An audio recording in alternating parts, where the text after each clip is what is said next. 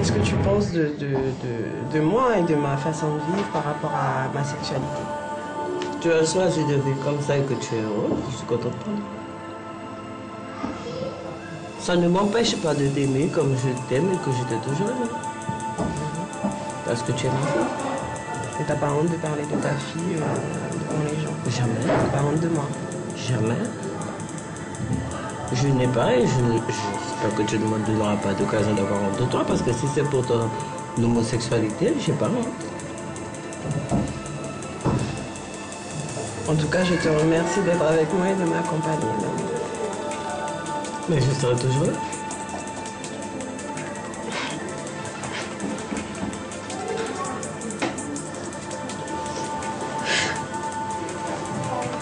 Bonsoir.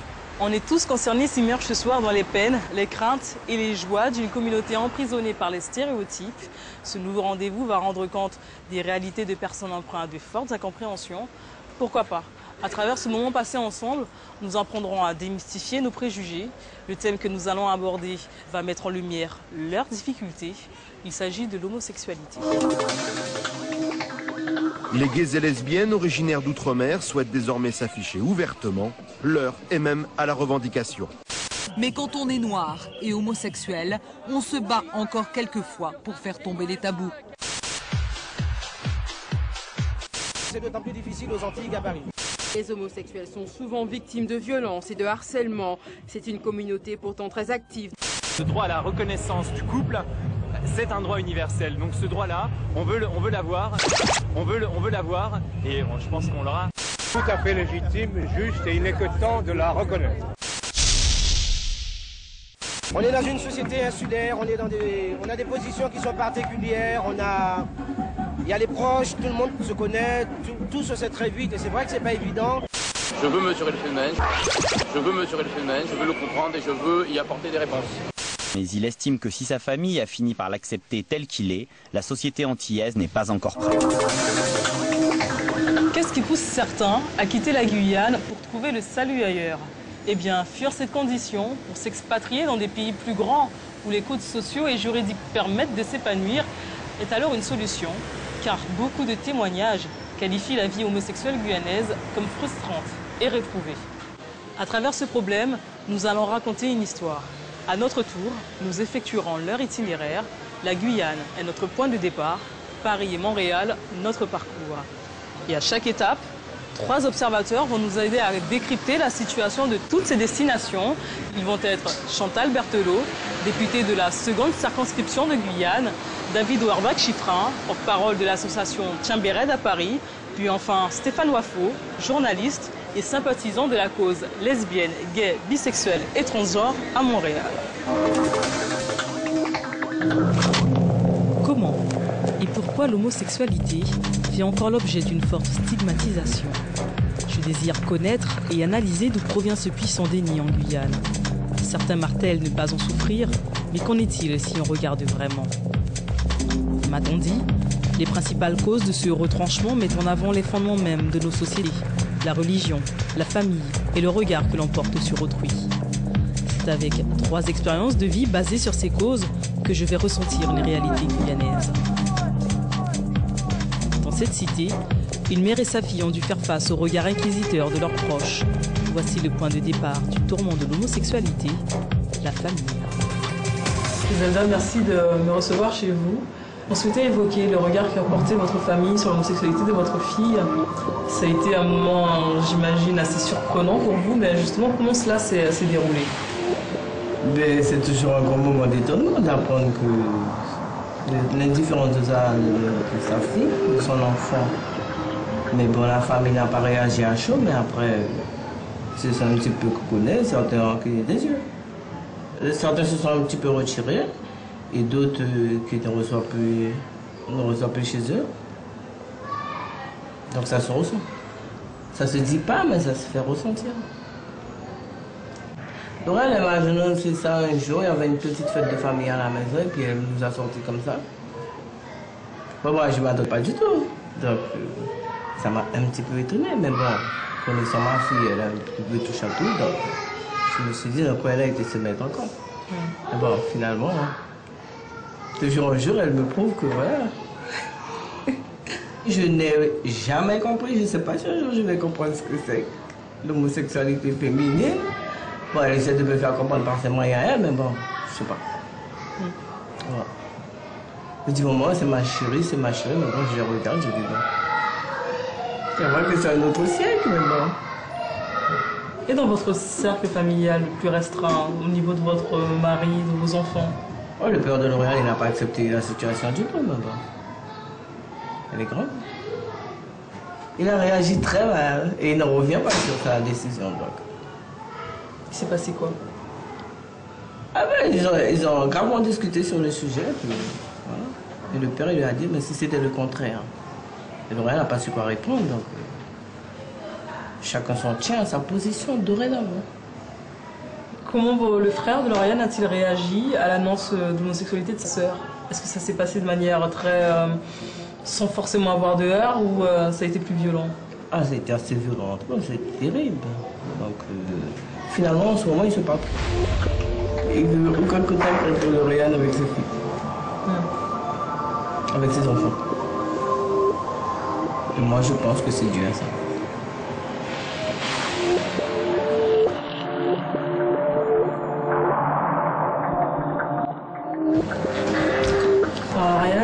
Merci de nous rejoindre. Tu as choisi un moyen assez atypique d'annoncer ton homosexualité à ta famille. Comment cela s'est-il produit et pourquoi avoir choisi ce moment-là? Ma mère, je lui en avais déjà parlé puisqu'elle connaissait déjà mon amie.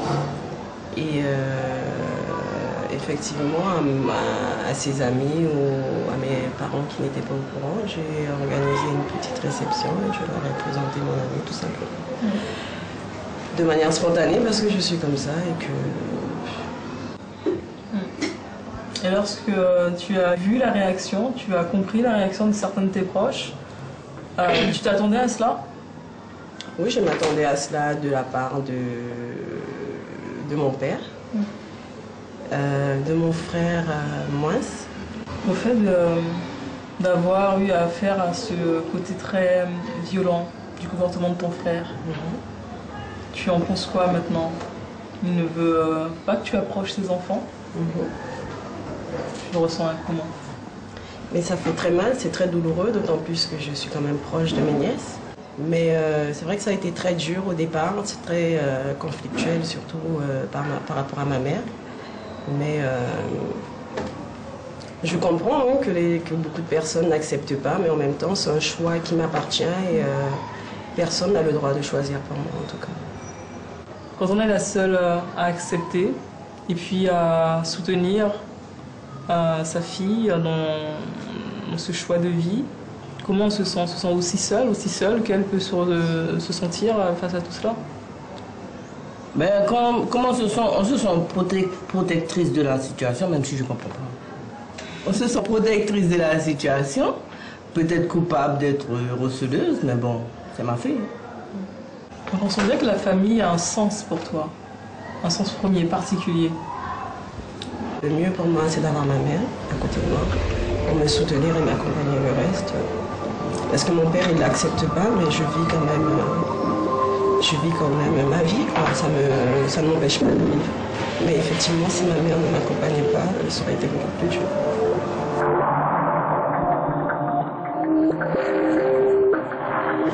Vous savez, L'Oréal, c'est l'homosexualité. D'autres, c'est d'autres vices. On ne peut pas nous rejeter nos enfants parce qu'ils sont différents. Moi, je ne rejetterai pas ma fille ou aucun de mes 6 enfants parce qu'ils sont différents. On n'a pas le droit de faire ça.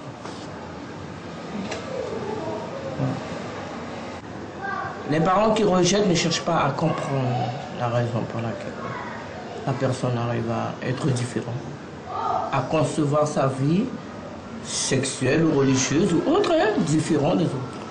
Ils ne cherchent pas à comprendre. Mais moi, je veux comprendre. Enfin, j'essaie. Hein. Je fais de mon mieux, je pense. Il faut que je sois là. Parce que je sais qu'elle compte beaucoup sur moi. Il faut que je sois là avec elle. S'il fallait dire quelque chose à ces familles-là pour qu'elles aient cette même force de caractère, de compréhension, vous diriez quoi? Je leur dirais de discuter avec les enfants, de chercher à comprendre la raison de l'indifférence. En tant que parent. que parent.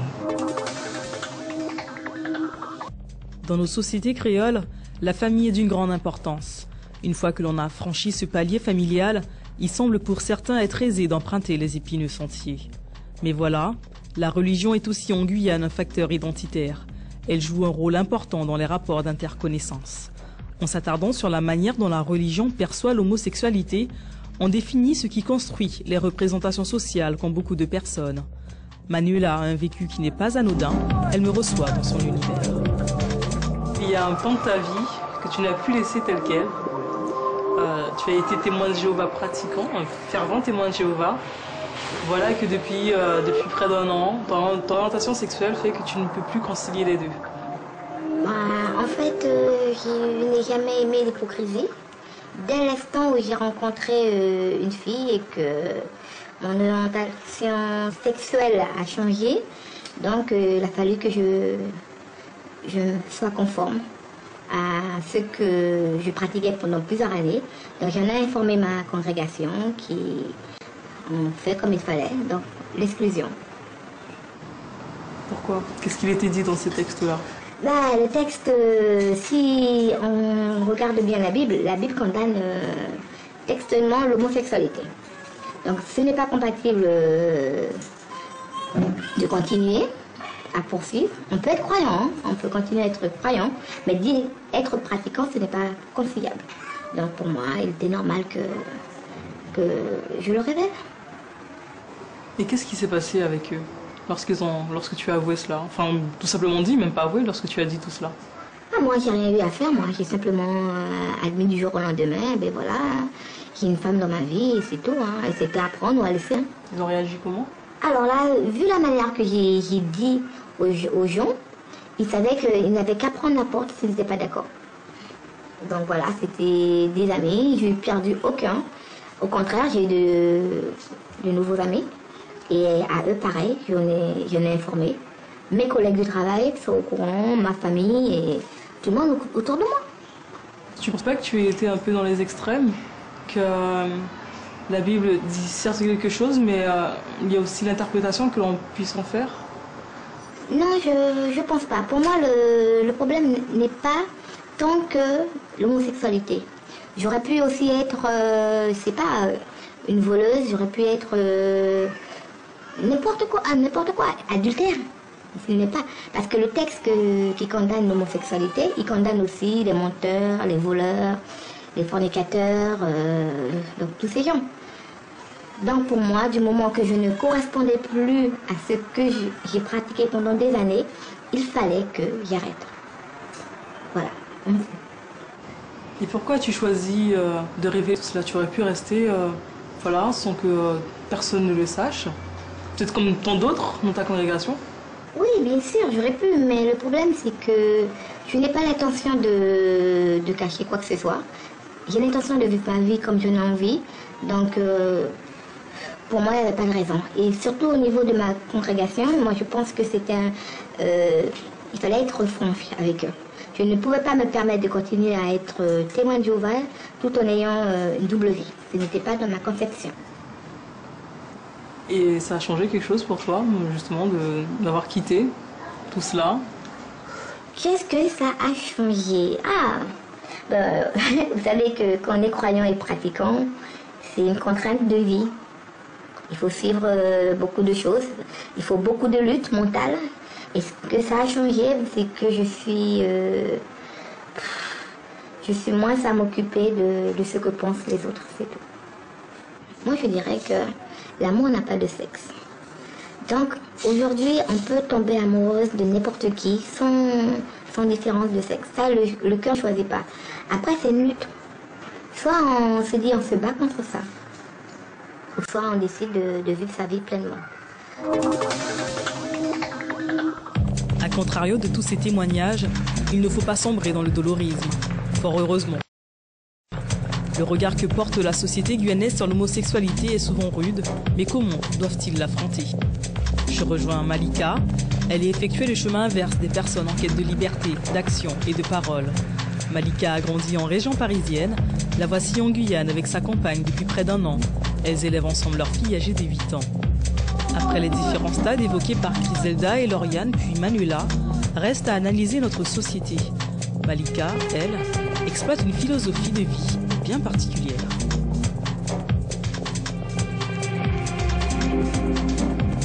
Alors dis-moi Malika, tu as ce regard extérieur qui nous intéresse, puisqu'alors que certains Guyanais décident de partir à l'étranger pour se sentir épanouis, parce qu'il y a une vie insuffisante ici, toi tu fais le chemin inverse. Quel regard as-tu sur cela? Je vis exactement la même vie que je vivais en région parisienne avant d'arriver et qu'on n'a pas réellement changé nos habitudes en fait. Donc c'est une vie de famille. Par rapport à toutes ces réalités que tu n'arrives pas peut-être à palper concrètement, comment interprètes-tu cela? Je ne suis pas à leur place, donc je ne peux pas répondre à la place de ces gens. Par contre, en ce qui me concerne, ce que je peux dire, c'est que le choix de vie que j'ai, c'est un choix qui m'est propre, ce que je vis aussi avec ma compagne, et que de toute façon, on vit sans tenir compte du regard des gens aussi, et du coup on ne le voit pas. On ne sent pas du tout de poids ou de jugement.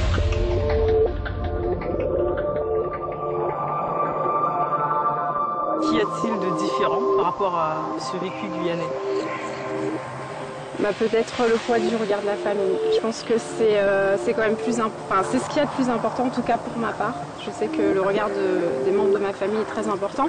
Donc peut-être que le fait de vivre ici et de vivre au milieu des siens et de vivre en plus dans la crainte du jugement de ses parents, de ses frères et sœurs, des gens qui nous sont chers finalement, peut-être que c'est ce qui est difficile pour ces gens. Et tu parlais du regard de la famille. Qui est très important. Toi, l'as-tu vécu? Est-ce qu'il y a eu un poids par rapport à cela? Disons que par exemple avec mes tantes maternelles, j'ai plus aucun contact. Elles ont décidé de ne plus me voir. Et du côté, avec ma maman, elle est dans le déni en fait de ma vie de famille. Elle est dans le déni de ma compagne, de ce que je vis en tant que belle maman. Elle veut rien savoir. Donc on va s'appeler, on va se parler, mais comme si j'avais pas de vie de famille. Ta vie en Guyane est occultée alors? Ma vie en Guyane, elle est acceptée tant qu'on peut parler de mon travail, tout va bien, mais ça s'arrête là. Puis il y a les clichés, comme celui restreint au monde de la nuit. Il me faut donc palper ce qui semble être pour beaucoup mystique.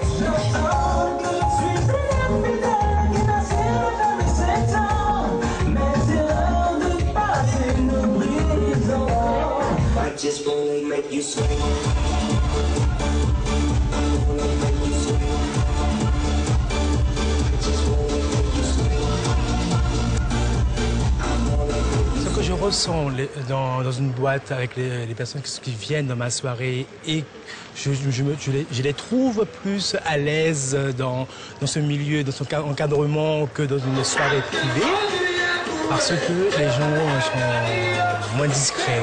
Parce que la mentalité de la Guyane n'est pas pareille qu'à l'extérieur. C'est pour ça que les gens quittent la Guyane pour vivre ailleurs. Pour vivre leur vie tranquillement, pour ne pas avoir une personne derrière à dire ci, à dire ça. Et je m'aperçois que même avec ce bon vouloir, ces personnes considérées comme des bêtes curieuses aspirent à autre chose. C'est assez frustrant parce que dans les soirées hétéro, tu commences à danser et tu te fais insulter et tout. Donc c'est vrai que ce genre de soirée, c'est le moment de pouvoir s'exprimer. Moi j'ai une manière de danser assez particulière, donc c'est clair que ça attire le regard et après on a droit à 2-3 petites insultes. Moi je n'arrive pas à comprendre. Ils acceptent l'homosexualité sans l'accepter. Donc ils sont d'accord, entre guillemets, que tu sois homosexuel, mais que tu ne te fasses pas remarquer. Mais si tu commences à faire certaines actions, là, ils ne sont pas d'accord. On est ce qu'on est. Si on est comme ça, si les gens le découvrent, c'est bien. Après, on accepte les gens tels qu'ils sont. Voilà, c'est ce qu'il faut comprendre.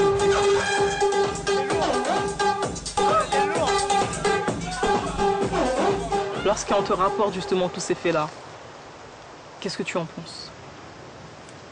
Et pourquoi ça ne te touche pas? Je ne vais pas dire que ça ne me touche pas, c'est pas vrai. C'est sûr que c'est un sujet qui me tient à cœur et qui me touche. Là, on parle de l'homosexualité, mais ça pourrait être sur un autre sujet. Si si on est tout le temps à écouter ce que les gens disent, on fait pas, on vit pas sa vie, donc on n'est pas forcément heureux, ou alors on fait semblant. Donc je sais pas, est-ce que les gens qui nous aiment vraiment ont envie qu'on fasse semblant et c'est ce qu'ils veulent, ou est-ce qu'ils veulent voir quelqu'un qui est lui-même finalement?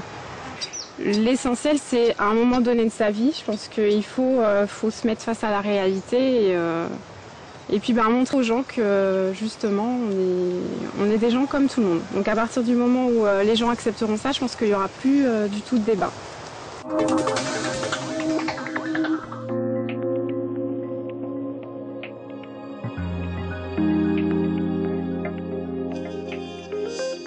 Bertolo, merci de nous accueillir dans votre intimité pour conclure cette problématique guyanaise.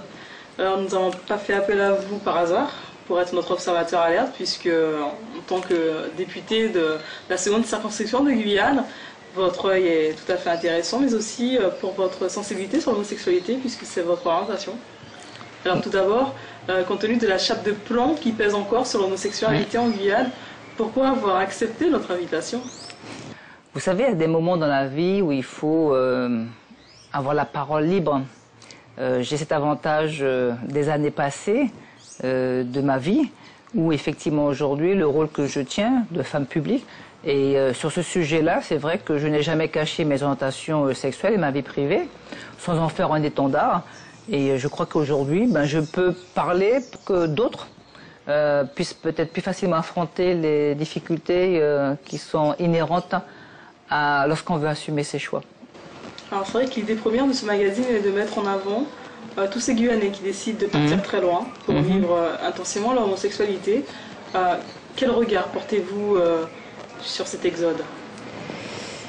Je ne peux avoir qu'un regard de tristesse en tant qu'adulte, en tant que responsable, et dire à ceux qui fuient que fuir n'est jamais la solution.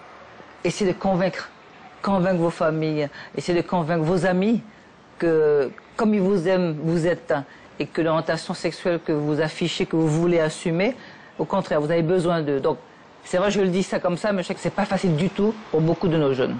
Alors justement, quel aspect, quelle implication peut avoir la classe politique guyanaise pour endiguer ce phénomène parce qu'on a l'impression qu'elle est un peu imperméable à toutes ces orientations sexuelles dites honteuses et qui handicapent un peu de nombreux Guyanais.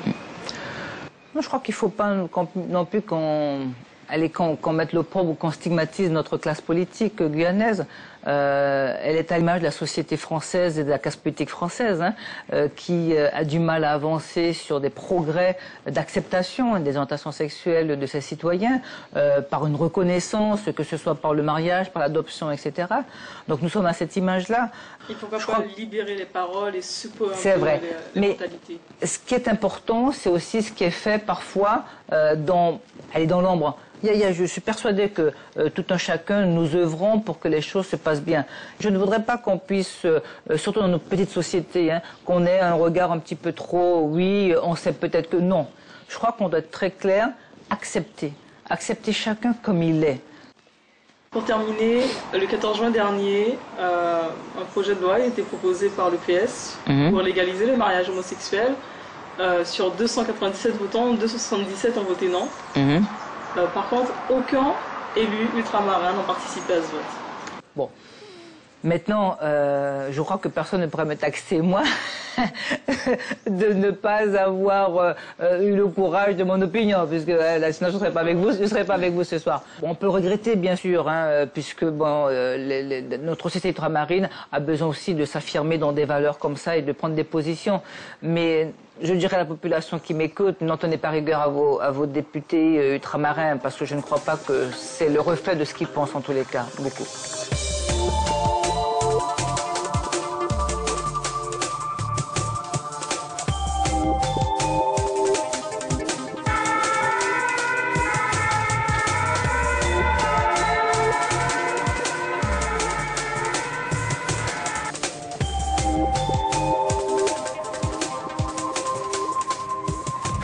Paris.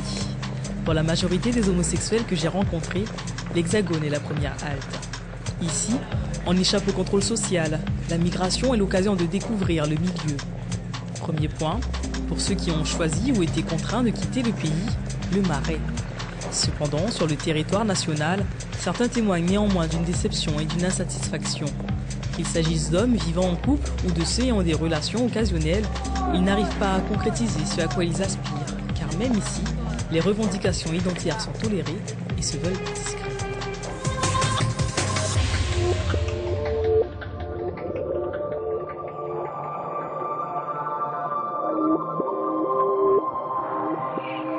Alors Guy Albert, merci de nous permettre de te retrouver dans cet appartement au cœur du Marais, le quartier homosexuel de Paris. Tu as fait ce choix de quitter la Guyane il y a très longtemps pour sentir un épanouissement dans ton orientation sexuelle. Comment cela s'est opéré? Quelles sont les choses que cela t'ont apporté? Avoir une vie complètement différente de celle que j'avais en Guyane, où est-ce qu'on n'a pas le jugement des autres. J'avais une vie qui était insuffisante, je dirais, en Guyane. Et en arrivant à Paris, j'ai pu vivre autre chose, avoir une vie de couple, notamment, sans avoir le carcan de la famille ou des autres, ce regard qui est très pesant. Alors j'ai l'impression qu'à Paris, épanouissement est un vaste mot. Donc on a l'impression qu'il y a une certaine tolérance et qui est très discrète. Oui, il y a une certaine discrétion, c'est vrai, mais ça n'empêche pas que les gens ont une vie quand même assez ouverte, malgré justement ce côté un petit peu discret. Mais on est quand même mieux qu'en Guyane, où est-ce qu'on peut vivre librement. Tu emploies souvent le mot discrétion, discrétion que tu as employée en Guyane, discrétion tu l'emploies également sur Paris. Donc au final, à quel point est-ce si différent de partir jusque-là pour vivre autre chose? Parce que c'est pas tout le monde qui... on arrive un petit peu au même point que la Guyane, mais autrement. C'est quand même différent. Il y a une discrétion mais qui est différente. Avec cette proximité justement de Châtelet et du Marais, on peut s'attendre à avoir des réactions un petit peu assez déplaisantes.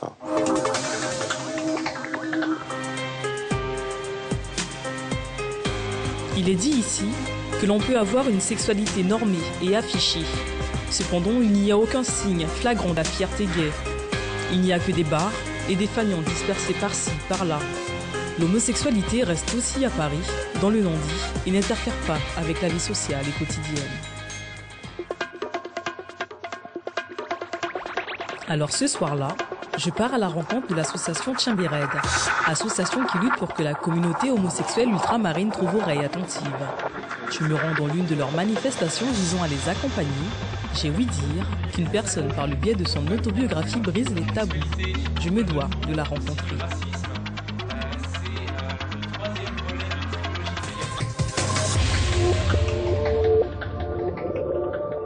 En tant qu'amoureux des mots, vous avez eu l'opportunité d'écrire un ouvrage qui traite de l'homosexualité vue d'un Martiniquais, d'un jeune Martiniquais qui s'expatrie pour la vivre intensément. Comment est né ce projet-là? Oui, ce livre en fait est né d'une grande souffrance. J'ai envisagé d'écrire ce livre, j'avais la quarantaine, j'ai 65 ans bientôt, mais à l'époque où l'idée m'est venue, je n'ai pas pu le faire parce qu'il y avait quand même ma mère n'aurait pas aimé que je parle de sexualité, en raison de plus d'homosexualité, parce qu'elle vivait dans l'adage de vivons bien, vivons cachés. Donc je ne voulant pas lui faire de peine, donc j'ai écrit ce livre une fois qu'elle est décédée il y a 10 ans. Mais je ne l'ai pas sorti tout de suite, j'ai mis 3 mois à boucler le récit. Ensuite, j'ai enfermé ce livre dans un tiroir pour le ressortir.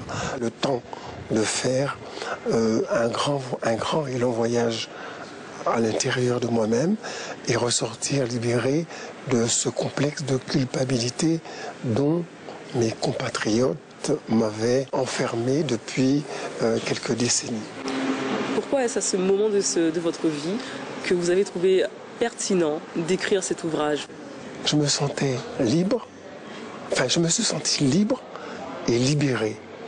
C'est la raison pour laquelle je dis que je suis né en 2007-2008, à partir du moment où j'ai retravaillé sur ce livre, et puis je suis libéré de tout complexe de ce qui se passe en moi. Je suis libre, je ne veux pas crier sur l'histoire que je suis homosexuel, ça ne regarde personne, ça me regarde. Mais je ne tiens plus compte des messes basses, des on-dit, ça ne m'intéresse plus. Je suis libre. Cet écrivain renforce les bienfaits du départ. Les raisons de cet exode, quitter les carcans régionaux. L'éloignement et ce semblant d'anonymat restent aussi un des remèdes. Tu as quitté la Guyane très jeune, sans forcément y remettre les pieds. Oui, j'ai pris quelques années avant d'y revenir. Oui. Combien d'années? La dernière fois, ça va faire une dizaine d'années. Oui. Parfois, oui, il faut s'éloigner pour mieux se retrouver ses proches, même si ça fait très mal. Il y a un changement parce qu'auparavant, il y avait un non-dit. Et maintenant, on m'accepte tel que je suis, avec toute l'affection et l'amour que j'ai pas eu au départ quand ils ont su que j'étais homosexuel. Et justement, ces retrouvailles ont été vraiment les bienvenues au bout de 15 années. Comment interprètes-tu le fait que la France soit encore en retard sur de nombreux points? On a tout, le système, la société qui n'est pas encore prête, autant professionnelle que familiale. Il y a eu des échecs sur les propositions de loi pour légaliser le mariage, donc il y a encore énormément à faire. Mais n'empêche que pour ceux qui viennent et tous nos amis, Paris a quand même un excellent tremplin pour déjà gagner un peu de terrain.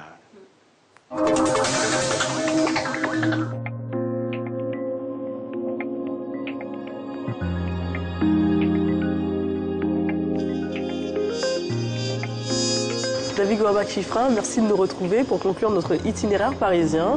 Alors avec vous, nous allons mettre en avant un peu le carcan dont fait face pas mal d'ultramarins qui ont choisi ce côté de s'expatrier à Paris pour vivre leur orientation sexuelle. Mais voilà, une tolérance qui est mise à mal.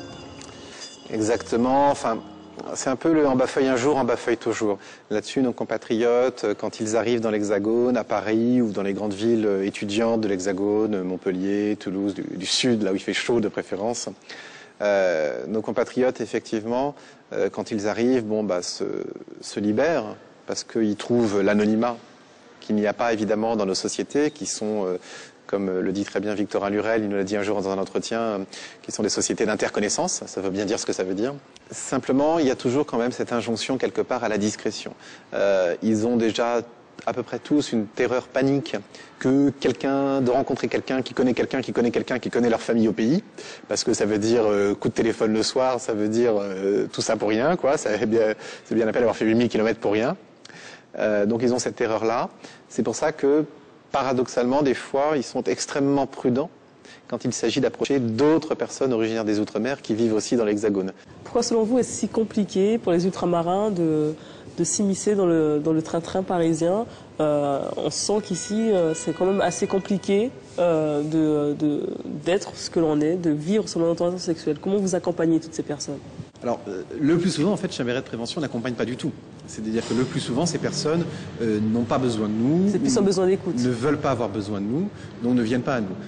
Effectivement, cependant, pour certaines personnes, il y a vraiment un besoin soit d'échanger, soit d'avoir simplement une parole. Finalement, on quitte ces problèmes locaux, régionaux, pour se retrouver sur Paris. C'est un peu un cercle vicieux, on a l'impression. Non, parce que tous n'ont pas de gros problèmes. Si vous voulez, nous, à Chambéret de Prévention, on essaye de ne pas tomber dans le dolorisme, dans le catastrophisme, tout va mal pour nous, pauvres de nous. La plupart du temps, ils sont quand même beaucoup plus épanouis, beaucoup plus heureux ici, et ça se passe à peu près bien. Pour terminer, vous verrez comment les ultramarins homosexuels s'intégrer complètement à Paris. rien n'est gagné. Pour la majorité des personnes, ça va aller de mieux en mieux. Il y aura toujours un petit nombre de personnes qui cumuleront les difficultés et qui auront vraiment besoin d'un accompagnement. Et trop souvent, c'est un peu paradoxal d'ailleurs, parce que dans nos sociétés, nous mettons beaucoup en avant la chaleur familiale, la solidarité familiale, mais pourtant, on voit que quand certains de nos compatriotes cumulent ce type de difficultés, ils sont assez rapidement abandonnés en fait par tout leur entourage. Ils se retrouvent seuls, sans aucune solidarité familiale.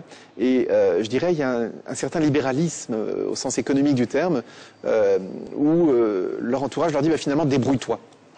Et ce type-là de personnes, quand on leur dit débrouille-toi, c'est pas ça qui va les sortir des difficultés. Et puis, trouver un moyen de renverser les dictats conduit d'autres à trouver des réponses ailleurs.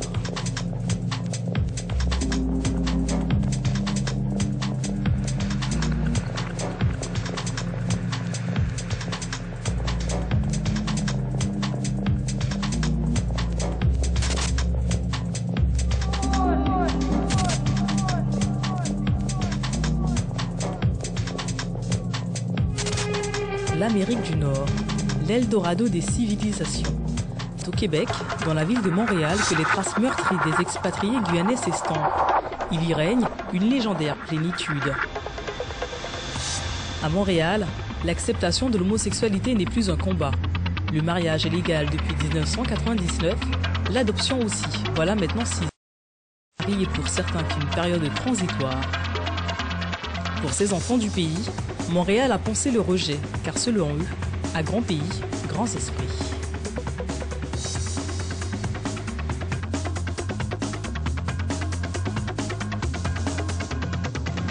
Alors Julien, merci de nous recevoir Avec dans ton plaisir. havre de paix à Montréal. Tu as vu un peu? Voilà, donc on a fait le déplacement aussi loin pour savoir comment est vécue l'orientation sexuelle des Guyanais jusqu'ici. C'est un long parcours. Bienvenue, mais alors bienvenue dans le vrai pays des libertés. Ici, je pense que c'est de tout mon parcours, c'est le pays où tu te sens le plus libre réellement. Mais au-delà de l'orientation sexuelle, tu peux être qui tu veux, faire ce que tu veux. Ici, les gens ne regardent pas du tout pour ton image, pour ce que tu projettes en fait. Ils te laissent vivre. Tu peux te balader avec ton caleçon sur la tête, et je l'ai vu.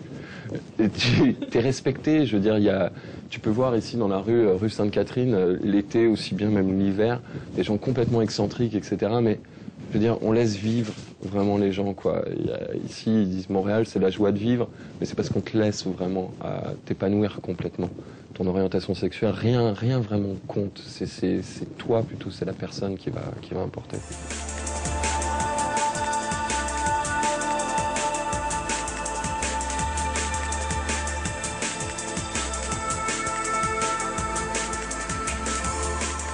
C'est la première fois de ma vie que j'ai pas eu à me cacher, même si j'ai toujours assumé ce que j'étais et la personne que j'étais. J'ai jamais eu à me cacher dans mon travail, par exemple, ou c'est quelque chose qui passe très bien et ouais, c'est ça. Et qu'est-ce qui fait selon vous que Montréal ait cette particularité-là, enfin le Canada en particulier? La mentalité des Québécois, ils sont hallucinants, ces gens, ils sont extrêmement ouverts. Déjà, c'est vrai que le mariage gay étant voté depuis pas mal d'années ici, en plus, c'est rentré vraiment dans la conscience collective. Les gens ont été informés de ce que c'était.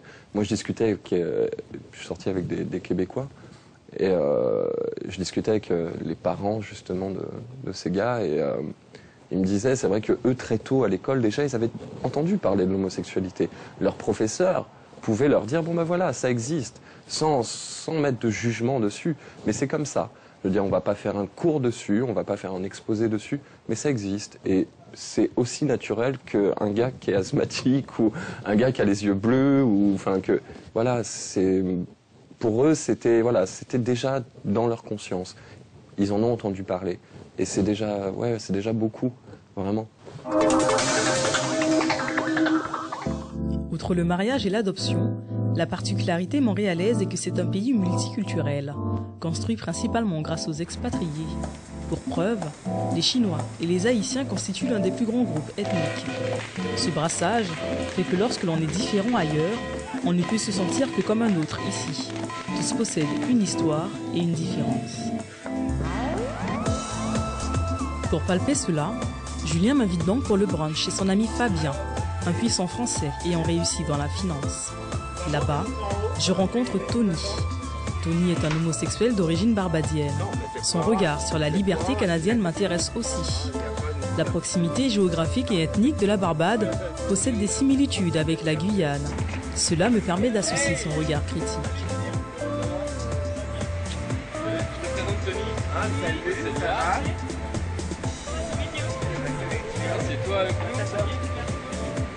Je suis né et élevé ici avec du monde, je pense, qui ont été assez ouverts.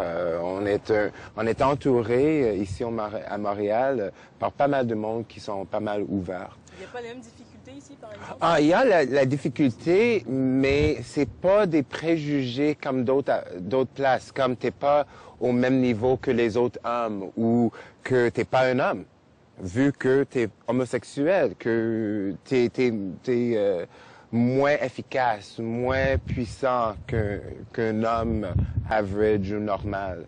Ça n'existe pas ici.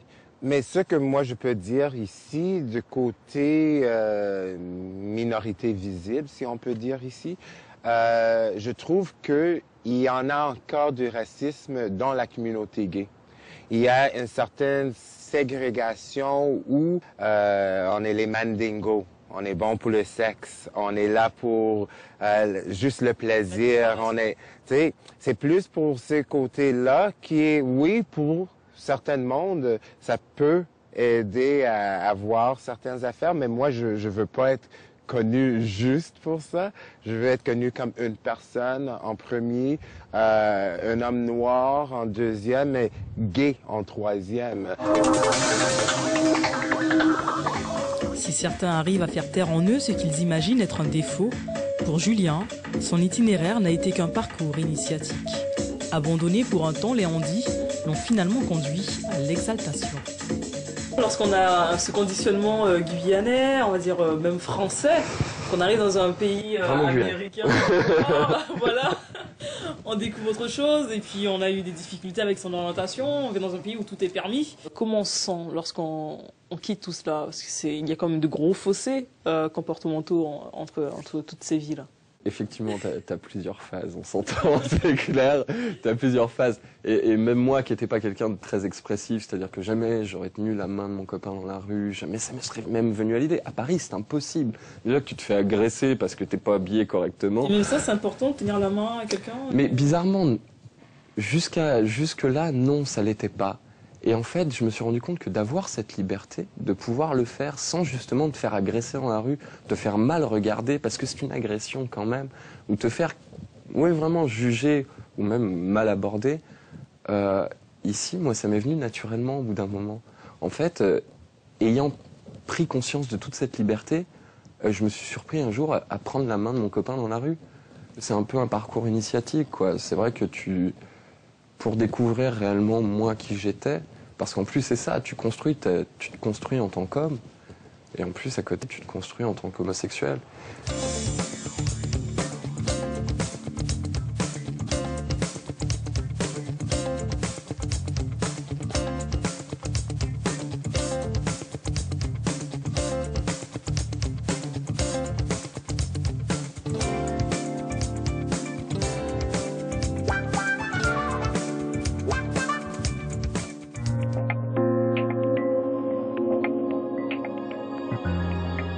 Alors Stéphane Ouafo, merci de nous rejoindre pour conclure ce documentaire à Montréal, dans ce lieu symbolique de la diaspora noire. Vous êtes journaliste, vous avez traité des problématiques d'homosexualité dans les communautés noires montréalaises. Alors, d'une homosexualité réprouvée en Guyane à une homosexualité tolérée à Paris, pour enfin une sexualité épanouie à Montréal, voilà le ressenti qu'ont bon nombre de Guyanais. Il y a quelque chose à Montréal, et c'est vrai qu'il y a quelque chose à Montréal. On parle beaucoup par exemple du village. Quand on arrive, moi je suis arrivé il y a un peu plus que 10 ans, et déjà on sentait que c'était pas pareil. Il y a une certaine effervescence. On peut faire ce qu'on veut faire. C'est un peu le pays de la liberté quelque part. On a pris un petit peu ce qui était bien chez les Français, on a pris un petit peu ce qui était bien chez les Américains. Ça a donné le Canada et donc la ville de Montréal. on peut vraiment vivre sa différence. Et c'est ça qui fait un peu la particularité de Montréal, effectivement. On l'a vu précédemment, Montréal serait pour bon nombre de personnes la clé de l'épanouissement, parce qu'il n'y aurait plus rien à refaire ici, est-ce vrai? Les gens, quand ils arrivent ici à Montréal, peu importe la différence, ils peuvent faire leur bout de chemin. Et c'est vrai, notamment pour tout ce qui est LGBT, en général, arriver ici à Montréal, il y a moyen d'avoir sa place. On peut vivre au village, ce qu'on appelle ici, nous, le village, ou ailleurs du village, et on peut marcher dans les rues. On peut vraiment être différent. Et je l'ai vu plusieurs fois, j'ai vu des Mauriciens, j'ai vu aussi des Antillais, et à chaque fois, effectivement, il y a un petit peu cette lueur dans les yeux de dire, ouais, peut-être qu'on a quelque chose, peut-être qu'il y a un endroit qui est peut-être pas chez moi, mais je peux m'accrocher à cette différence-là, au fait que dans le regard de l'autre, je ne suis pas forcément plus différent qu'ailleurs. Après toutes ces observations, qu'est-ce qui pousse selon vous à l'expatriation de toutes ces personnes? On n'a pas les proches à côté de soi. On est dans un monde où on n'a peut-être pas souvent la famille, les frères et sœurs, la mère, donc quelque chose qui nous coupe un petit peu, on se sent un petit peu en exil. Sauf qu'en même temps, malheureusement, plutôt heureusement, on se sent bien, on se sent soi. Et ça fait vraiment, je pense que ça peut, si ça peut compter pour quelqu'un de se sentir bien, peu importe où il est, ici, il y a quelque chose, l'espoir de vivre sa différence. Et je pense que oui, après, il faut connaître tout ce qui va avec. Il y a des problèmes, un petit peu comme partout, mais il y a un petit plus, il y a moyen de changer, il y a moyen de faire le qui fait que finalement on se sent mieux.